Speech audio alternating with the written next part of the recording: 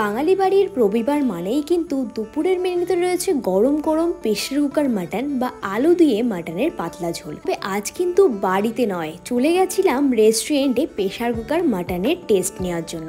কলকাতার one of the best Bengali রেস্টুরেন্টগুলোর মধ্যে কিন্তু এটা অন্যতম। ভেতরের ইন্টেরিয়রটাও কিন্তু তোমরা দেখে নিয়েছো, অ্যাম্বিয়েন্সটা কিন্তু অসাধারণ। আমার তো পার্সোনালি ভীষণ পছন্দ হয়েছে।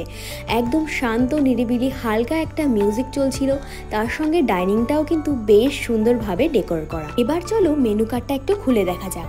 তোমরা কিন্তু এদের ওয়েবসাইট থেকে এদের মেনু কার্ডটা দেখে নিতে পারো, তাই আমি আলাদা করে কিছু দেখাইনি। এই রেস্টুরেন্টে কিন্তু সমস্ত রকম ড্রিঙ্কসেরই ব্যবস্থা রয়েছে, তাই তোমরা যখন ড্রিঙ্কস অর্ডার করবে, যারা সফট ড্রিঙ্কস প্রেফার করো তারা কিন্তু অবশ্যই মেনশন করে দিও, আলাদা করে তারা মেনু কার্ডটা দিয়ে দেবে। আউটলেট কিন্তু এদের কলকাতাতে দুটো রয়েছে, তোমরা গুগলে চেক করে নিতে পারো। অবশেষে অনেক কিছু দেখার পরে ওখানকার স্টাফদের কাছে শুনে নিয়েছিলাম যে এদের এখানে কি কি স্পেশাল রয়েছে, আর সেইগুলোই কিন্তু আমরা অর্ডার করেছি। স্টার্টারে ছিল ভেটকি মাছের একটা আইটেম আর চিকেনের একটা আইটেম। আর এই ভেটকি মাছের আইটেমটা না স্পেশালি আমার ভীষণ ভালো লেগেছে। আর মালাই টিক্কা চিকেন যেটা ছিল ওটা কিন্তু বেশ ভালো খেতে। তবে স্পেশালি বলছি, সস যে দুটো দিয়েছিল ওটা যেন অসাধারণ, মানে শুধুই কিন্তু সসটাই আমি খেয়ে নিয়েছিলাম। এরপর অর্ডার করা একে একে মেইন কোর্সের আইটেমগুলো কিন্তু সার্ভ হয়েছে। তবে একটা জিনিস আমি বিশেষভাবে বলতে চাই যে এখানে কিন্তু খুব তাড়াতাড়ি সার্ভ করে দেয় খাবারগুলো, যেটা কিন্তু আমাদের ভীষণ ভালো লেগেছে। আমরা অর্ডার করেছিলাম অনেক কিছুই, ডাল, ইঁচড়, তার সঙ্গে 2 রকমের মাটন, তার সঙ্গে ছিল ভেটকি মাছের একটা স্পেশাল ডিশ যেটা কিন্তু ওখানকার স্পেশাল। আমরা কিন্তু ডালটা প্রথমে ট্রাই করেছিলাম, যেটা খেতে অসাধারণ লেগেছে। এরপর ট্রাই করেছিলাম ওখানকার এঁচড়ের আইটেমটা, এত সুন্দর লেগেছে কি আর বলবো। মানে তোমরা ওখানে গেলে এই এঁচড়ের আইটেমটা অবশ্যই ট্রাই করো। তারপর যে ভেটকি মাছের আইটেমটা অর্ডার করেছিলাম সেটাও কিন্তু বেশ ভালো লেগেছে।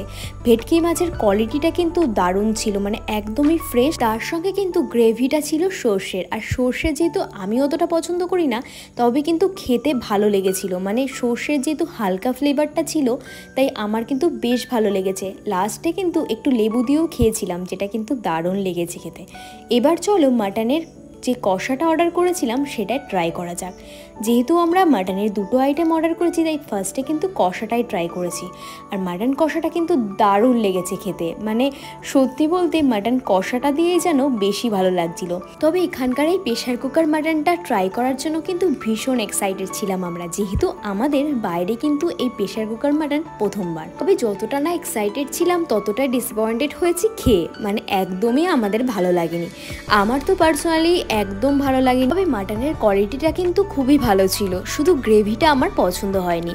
এরপর অর্ডার করেছিলাম শেষ পাতে ডেজার্ট। একটু মিষ্টি মুখ না করলে কিন্তু বাঙালি বাড়ির খাওয়া সম্পূর্ণ হয় না। রসগোল্লা অর্ডার করেছিলাম, তার সঙ্গে ওখানকার স্পেশাল একটা আইসক্রিম, যেটা কিন্তু খেতে আমার দারুণ লেগেছে। শেষ পাতে কিন্তু পান দিয়েই মুখ শুদ্ধি করেছিলাম, যেটা কিন্তু বেশ ভালো ছিল। ওভারঅল কিন্তু এই রেস্টুরেন্টের খাবার আর এমবিয়েন্সটা বেশ ভালোই লেগেছে।